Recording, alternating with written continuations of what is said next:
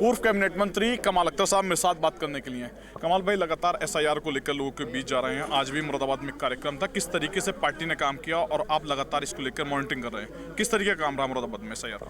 देखिए, हम लोगों ने अपने जितने बीएलए हैं जो उन्होंने शिद्दत के साथ काम किया उन सबको बधाई दी, और आगे के लिए जो वोट बढ़ने वाला काम है, जो नो मैपिंग वाले हैं, जो कटे हुए वोट हैं, उन सबको देख के कि कोई वोट गलत तो नहीं कटा है, वो बीएलए को सहयोग करने के लिए हम लोगों ने कहा है। और हम लोगों को विश्वास है कि जिस तरह से मुरादाबाद के अंदर काम हुआ है और बीएलओ का सहयोग किया है, आगे भी बीएलओ का जो नो मैपिंग के अंदर वोट हैं पड़े हुए कि कोई वोट गलत ना कटे, और ड्राफ्ट वो फाइनल रोल आने के बाद हम लोग जो भी अगर गलत हुआ होगा उसकी आपत्ति भी लगाने का काम करेंगे।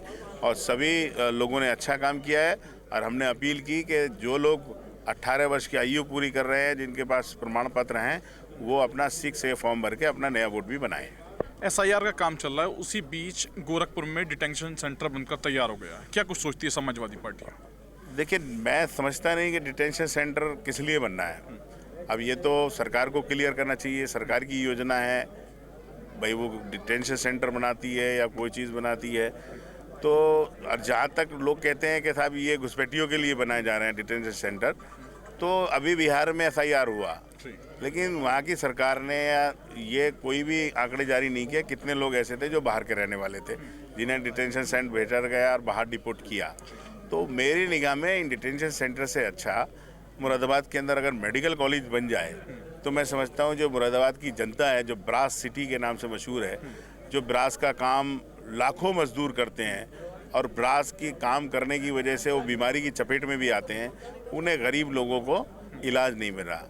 क्या कहती है सरकार कि 1 डिस्ट्रिक्ट 1 मेडिकल कॉलेज, लेकिन हमारे यहाँ मेडिकल कॉलेज आपने ऐसे से टाई अप किया है जिसके आप रेट देखेंगे जाके तो सेम जो प्राइवेट हॉस्पिटल है उन्हीं के बराबर है।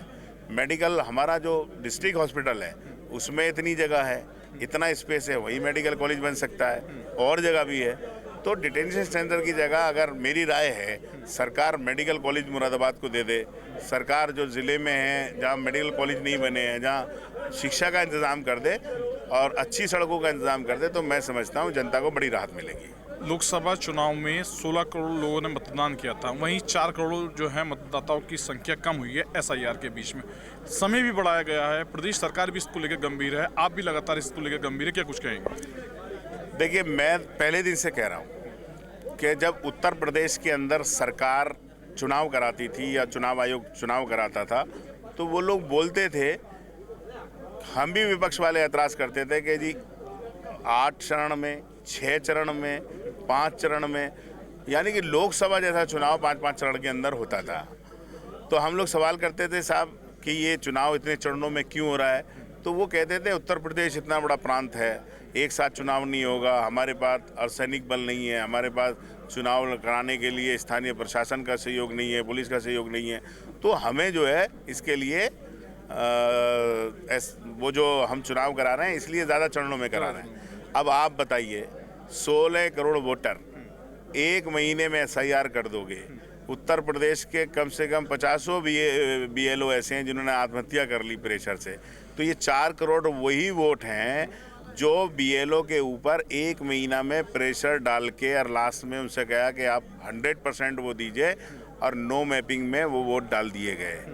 अब चुनाव आयोग का धन्यवाद करते हैं, उन्होंने टाइम बढ़ाया है, तो निश्चित तौर पे वो 4 करोड़ वो जो कि मैपिंग होगी दोबारा, और परमिशन अगर जो हैं निर्वाचन में लगे वो परमिशन देंगे नो मैपिंग को देखने के लिए, तो मैं समझता हूँ इसकी संख्या घट जाएगी।